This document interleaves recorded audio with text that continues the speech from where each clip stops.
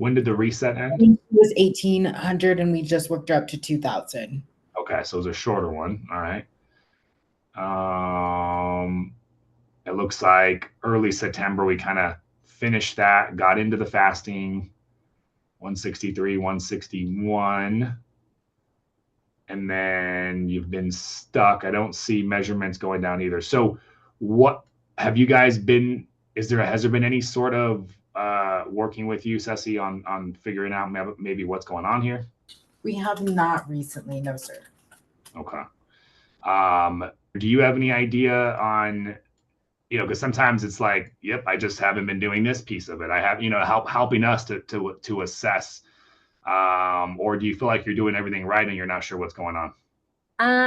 So for a while now, I've just had a really, really low energy. And so we got my hormones tested and um you guys wanted to optimize my testosterone, some other stuff going on. So I started just supplementing naturally, and um my my energy has come back, and this is like in the last few days. My energy's come back.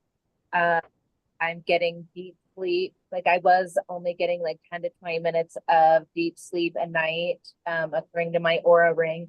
And now I'm up above like an hour, and I've got a ton of energy and like That's massive. That's massive. What you cut off a little bit earlier? Did we put you on hormones or was just the supplements? we tried to. I have a blood clot disorder, but I'm on blood thinners for the rest of my life. So I was really hoping that we would be able to. And I've asked my blood doctor before if he could manage my hormones, and he said no, that he didn't do that. So I also have really low estrogen, and so I assume that it's from high sex hormone binding globulin. So I'm taking Ali, which claims that it lowers the SH. And so it seems to be working. So I guess what what is it that you think was the thing that was able to increase your energy and sleep? Just Um, that supplement, or so the so a medication that I'm on, I guess that I I figured out that it does lower testosterone, and they've got several things and stuff. I think that it's that's causing it, and this is going on for the last year. gotcha. Okay. Ceci, why don't you get a one-on-one book with her yourself so we can just make sure that everything's on track. Maybe she is, but we'll do a little bit more one-on-one with her just to make sure that moving forward we can start start moving forward. Yeah, I mean you did lose. It looks like you had your first longest fast and you did lose. So maybe book it for 2 weeks out, Ceci, to see if it's even needed. Maybe she's right just about to. You could just be at the cusp of starting the weight loss, is what it might be. But I always want to make sure. So Okay, yep. And I've been doing uh, distance training. I started last week, but I did get 3 days last week. awesome. So I'm getting a late start on that, but I am doing it. Fantastic. Thank you. I was just gonna say, when I first started, you guys were able to provide the peptides. Yep. And I guess I was just curious on your thoughts on, at that time I was still trying to lose some weight and hoping to be able to convert it to muscle. Do you feel like that's something that I should continue during this maintenance, or do you think that that's something that it's like once I've kind of hit those other goals, then reintroduce that? I guess that I'm just not sure, like kind of moving forward, how to utilize those the best. I guess what's the best way to utilize those? Yeah, there's so many of them, right? So there's anti-inflammatory peptides, which are very powerful for especially autoimmune diseases and conditions. But BBC 157 is anti-inflammatory. KPV is anti-inflammatory and gut healing. Almost everybody can benefit from those. but I mentioned autoimmune because autoimmune would benefit even more. See, just FYI, if you're not familiar with those peptides, sounds like you are. Yeah, no, I'm not. Which ones are those? Sorry. BPC 157, very anti-inflammatory. And then KPV is a gut healing peptide. And whenever you have autoimmune, you almost always have some gut dysbiosis. And so we have a pill that's compounded both BPC and KPV, which is really nice to get it in a single oral pill. You do? Yeah, from our compounding pharmacies. So that one's really cool. And then just we're talking about autoimmune really quick, LDN. I'm sure you're probably already on that. Yep. Yeah, I have been on it, but I honestly didn't have a whole, I mean, I know it's great in the anti-aging space as well. I honestly, and maybe I just didn't give it enough time, but I didn't get a whole lot from it. I didn't see any change. It is very, very anti-inflammatory. It's very, very, very powerful. Hard to say, right? But it is, it's a very powerful tool. So can't say it's obviously gonna, like, nothing's gonna help 100% of people, right? But how long were you on it for? Gosh, at least 90 days. That's a decent amount of time to not notice anything. So definitely, before you explore that again, if you're looking to boost the anti-inflammation side of things, the BPC KPV would definitely be probably more where I would direct you first. Yeah, I mean, and I have a relatively anti-inflammatory diet. I mean, I've even recently cut out dairy again, except for, I mean, I'm a junkie for raw, for milk in my coffee. So I do, but I do raw milk. Okay. So I make sure that I'm not doing anything processed in that. Gotcha. Okay. Going back to peptides. So we have the anti-inflammatory peptides, and then we have muscle building peptides. So these are the growth hormone peptides. And so this is the area that you might want to look at and consider. So you have CJC 1295 ipamorelin, which is, it's two, but you get them together. And then you have testosterone. So those are options. Testosterone's much more expensive. CJC is still really good. Either of those peptides can significantly optimize muscle building. Remember that, like, the protein intake and the training are the base. Okay, like you can't use peptides to override that. But as you're dialing in your nutrition, which in this case is just enough protein, and you're dialing in your training, now how can you optimize those results? You optimize them with growth hormone, and you optimize them with testosterone. Okay. Now, testosterone, you would, it's a little bit of a different beast than, the growth hormone peptides. You can kind of use them whenever you want. There's no down regulation, like, meaning taking growth hormone doesn't do anything to your existing production. So you can use it for 3 months, get some results, and kind of stop. With testosterone, you don't approach testosterone like that. You start testosterone therapy because you have the symptoms of low testosterone, guys. If you have half or more and you haven't checked your blood work, it's definitely worth checking. We can do that for you.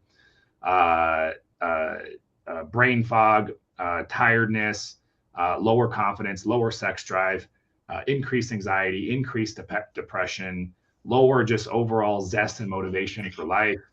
Feel like you're losing muscle mass. Obviously, some of those symptoms can also spill over to other areas. But when you look at those in isolation and you're like, man, I have half or more of those, then probably suboptimal testosterone is an area for not only improving quality of life, right? Because those are big deals. If you have those kind of issues, that's a quality of life right there. But also it'll support your muscle building efforts. I do have to say, I'm sorry, Dr. Jones. I do have to say, as a woman, HRT is life-changing. Yeah. Oh, I agree with you. Because when I had the onset of my scleroderma, I actually went off of it. And then you were the one that convinced me, no, you get back on that right away. And you were so right, because it just, even though that's still, like, I don't know, like the thorn in my side with my health, I mean, it truly is life-giving. So, no, I appreciate that, and give the other people context too. So in a perfect world, right? Perfect world, we shouldn't need to take hormones externally, but we're so far from a perfect world if we're not going the right direction right now. Yeah. It's a whole other conversation. So inflammation mucks up those receptor sites. And so giving a little bit of bioidentical hormone therapies just to get your body back to what it would like to have is kind of the point of the therapy. So and a lot of people don't know that there is an anti-inflammatory component as well when you have your sex hormones balanced too as well. So BHRT therapy is both quality of life as much as it is muscle building support too as well. But it's an ongoing therapy. You know, you don't start it to short term. If you're not ready for that. It's something I think I realized that after I stopped, and then you're like, no, like you've got to jump back on. It's like, okay, I'm going to do this for the rest of my life, and I'm just going to suck it up and make that sacrifice for the quality of my life, because quality. And I suffered as a child, you know, I won't get into that, but as far as like nutrition and my environment was not healthy, and that has affected me, you know, now, unfortunately, and it, you know, just have to kind of make up for it. Cause like you said, we just don't live in a perfect world. We're totally. And then, so those are the two areas for peptides that I think for you, peptides and the BHRT for your phase right now, you have those two options. You can do them both. You can do one or the other. Did you have any questions on those? I was just gonna ask, as far as the testosterone, I did the initial blood work when I started the program, but I'm not sure that testosterone was one of the areas that was tested. If that's something I wanted to look into, are you guys able to send, you know, am I able to do that through? Oh yeah. Okay. So, and we don't try to make money off the labs. So if it's been obviously 2 months since those initial labs, probably you probably need a full panel again. We $149 is the cost. Okay. Yeah, it's a little So Ceci can set you up. Actually, Ceci, all you would need to do in that case is just charge her the $149, and then you can just pass it over. That's pretty simple. So and then what you'll want to do is you'll want to get once the results come back in, you'll want to get on a call with your patient advocate, which is probably to go over the finances of the hormone program and all that. Okay. So, or you can just set her up with first too, Ceci, either one. That's probably the better way too, actually. So cool. Okay. Thank you. Yeah, no worries. Any other questions, guys? Do you have any suggestions for if we can't do HRT? Yeah, the growth hormone peptides. So if you're looking to optimize muscle building and physique, the CJC 1295 ipamorelin, those are two peptides that gets compounded into one product. Or you could do tesamorelin, which is another growth hormone peptide. It's actually a lot more powerful, but it's also a lot more expensive. So CJC is definitely cost effective, but tesamorelin is the big guns, and both of them will help. Both of them will help both, actually. They will both help fat loss and muscle building, but what determines what it does for you is your calories and your protein, right? Because if you're eating in a surplus, you'll build muscle mass with these peptides. If you're eating in a deficit on a weekly basis, it'll help you maintain muscle and lose fat. It just optimizes whatever your training and calories are doing. Okay, what if we're already on the AOD? AOD is totally fine to stack with these if you want. Yeah, so if you are taking a growth hormone peptide, you do it in the evening before bed, and you do your AOD in the morning. Okay. Thanks. And same thing, yeah, Ceci can set you up on a call if you want to, talk to your patient advocate. Just probably Will, I would imagine. Will is your guys' patient advocate, so. Cool. Any other questions, guys? When just where I'm at, I'm going to give the supplements I'm trying just a little bit more. For sure. Yeah. Whenever you're ready. Totally. I think, Dr. Jones, this is Shireen. I was thinking, what is my issue for not pushing toward the 48 hours? Because history, I have went up to 72.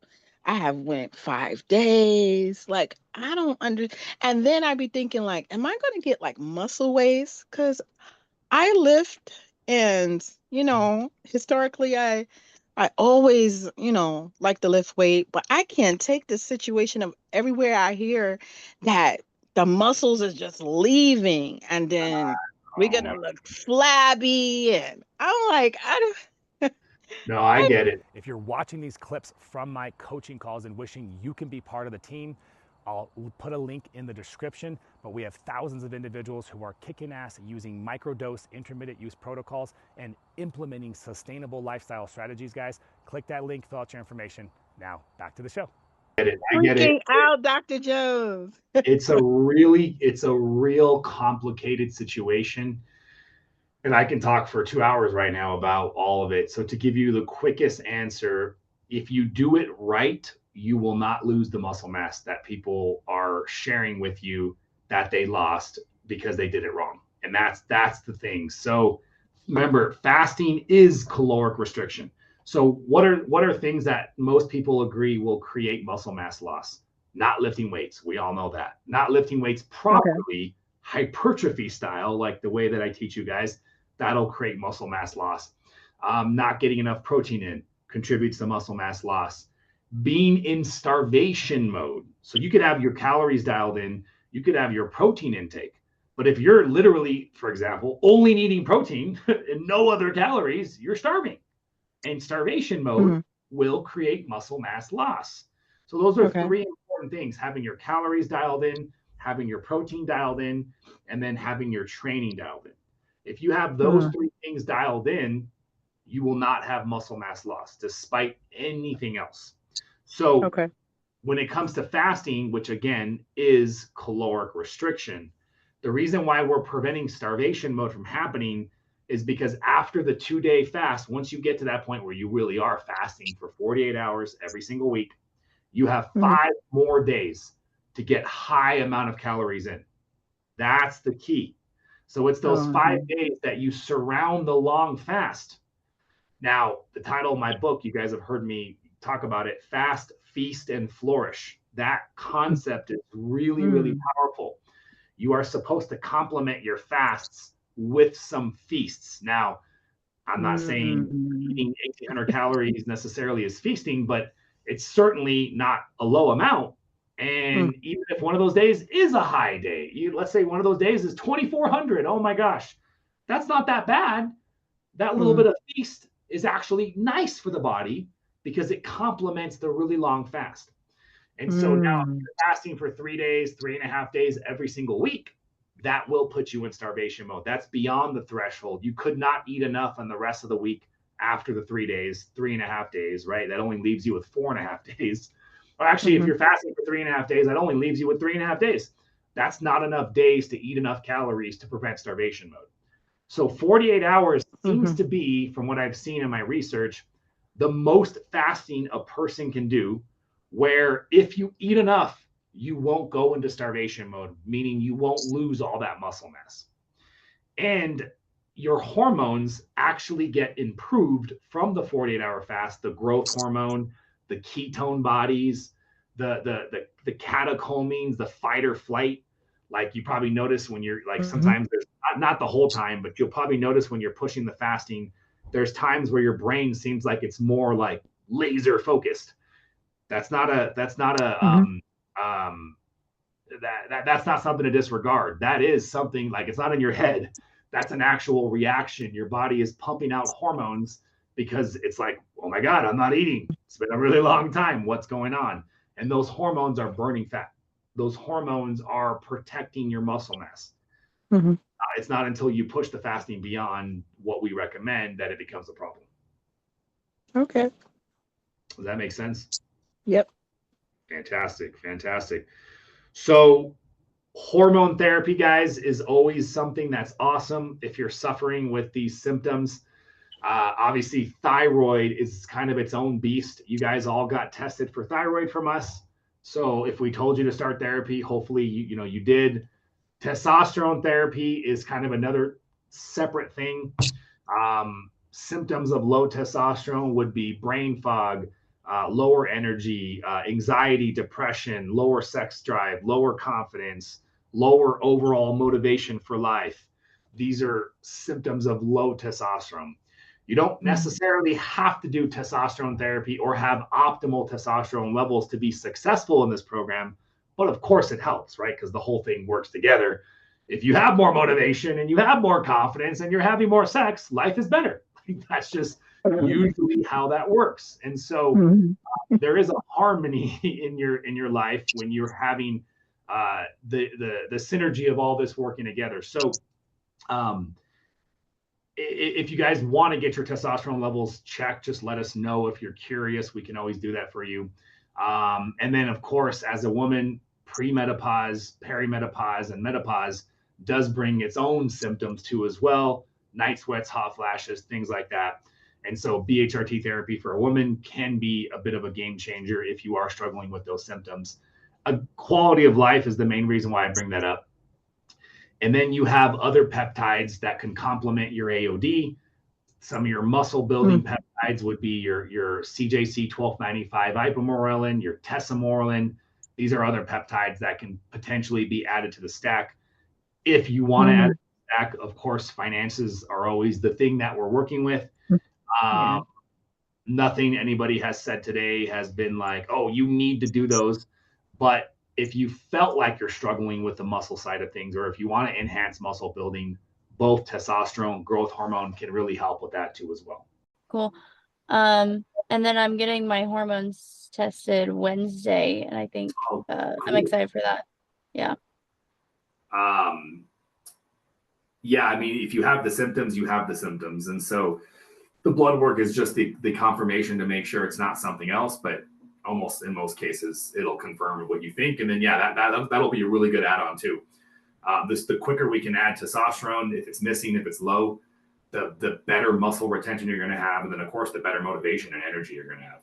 So, Well, last I did my blood work, which was like, I don't know, 6-7 months ago, I have high testosterone for my PCOS. Okay. Yeah. So if you have PCOS, then I don't think testosterone is going to be an issue. What were you checking then on the hormone panel? I don't know. I just like to check. I thought it came with the package. I don't know why. Well, thyroid does, just not the sex hormones. Yeah. So, it's fine. I jumped on a call with someone else. I think is his name Will, I think. Yeah. And we figured it out, so it's fine. Oh, good. Good. Yeah. Fantastic. Okay, good. So your focus point is just keeping the calories high, increase the fasting window. Things should be rocking and rolling. The only difference is when you are in the phase that you're at is maybe you don't have to go so hardcore 48 every single week. Maybe you start dialing that back a little bit, watching the body, finding the right amount of fasting where you are really, really just losing fat and maintaining muscle mass, which is obviously a subjective thing that you're doing with a combination of measurements and pictures. Yeah. The leaner you get, the more sensitive to fasting, potentially losing muscle mass that you get. So that's why I kind of say watch the amount of fasting, unless you're on testosterone therapy, unless you're taking growth hormone peptides. That's where those come into play. Okay. Testosterone and growth hormone peptides allow you to still crank the fasting and get really lean while protecting your muscle mass. So those are options to optimize things. Okay. Cool. Any particular questions for you as far as like the next phase? How many calories? So I just kind of figured out how much I was eating per day, and it's like around between 1660 and 1760 a day. That's just like, that's not trying. That's just like what I feel like eating. How many more calories do you think I should eat? You should keep going like a reset. You should keep going as high as you can. Okay. And the goal of a reset is to basically get to weight gain and kind of stop. In your case, we want to go all the way up to where you are just gaining a little bit and kind of stay there. It's tough because we only want to see you gaining 2-3 pounds a month, and we only want to do this for a month or two. But you basically want to go to where you think that TE is, and then kind of hang out around there, maybe a little bit more. Okay. And that might be 2,000. I mean, we don't know. So I need to gain about 8 pounds of muscle per my DEXA scan. How long do you think that would take?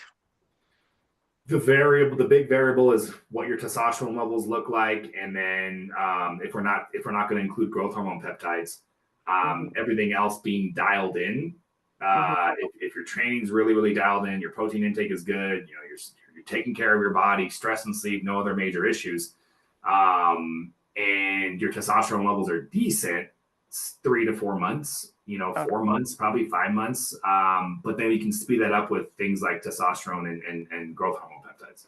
Yeah, I was thinking more like a year it was going to take me, because I was like, oh my God, the next year it's going to take me to get that 8 pounds on of muscle. It could, yeah. I mean, it could take people that long. I find that, I mean, how many years have you really been lifting for? I've only started in January, and then I've just started ramping it up like really heavy to failure 3 to 4 times a week. I have a trainer once a week, and then I have like a little app on my phone. I really like it. It's called Workout, and you can customize your own, and then you can track your weights and how many reps and all that. So yeah.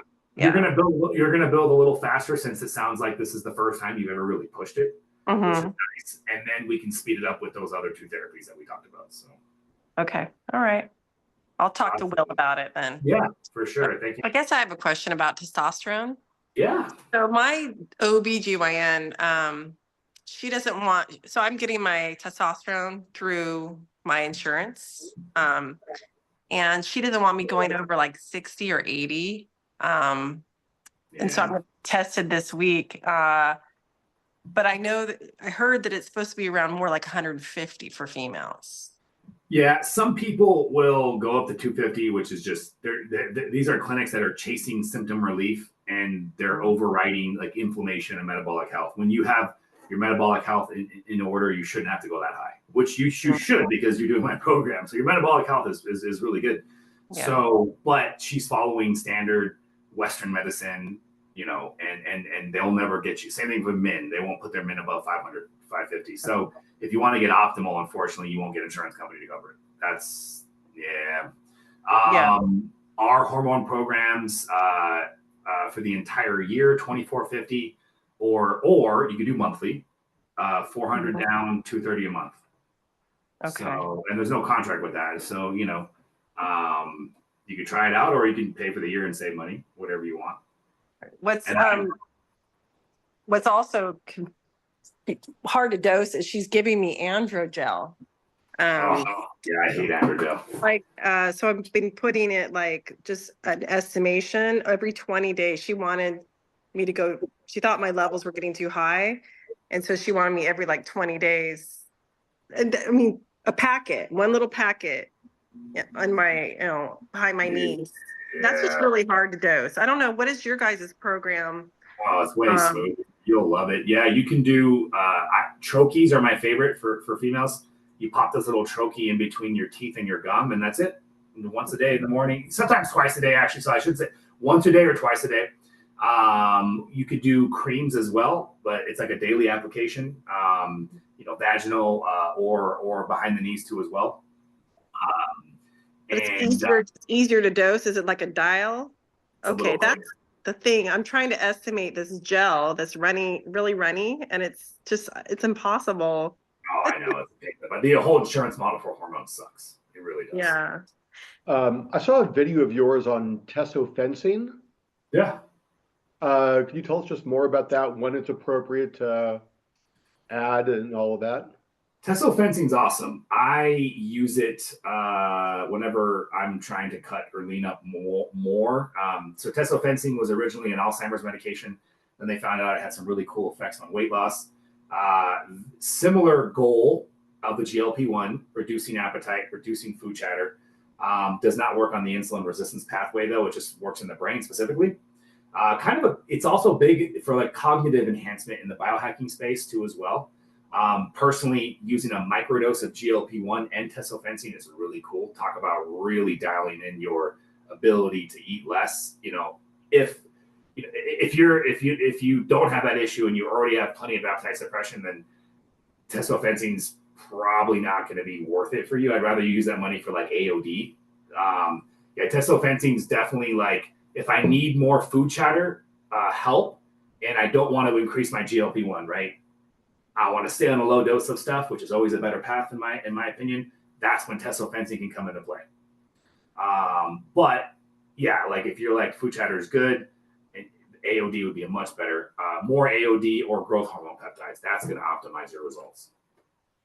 If you guys enjoyed watching this video, then you guys are going to want to check this one out. I take a deep dive into fasting and overall lasting weight loss strategies utilizing these GLP-1 medications in the best format, microdosing, intermittent usage. Check that out, guys. We'll see you later.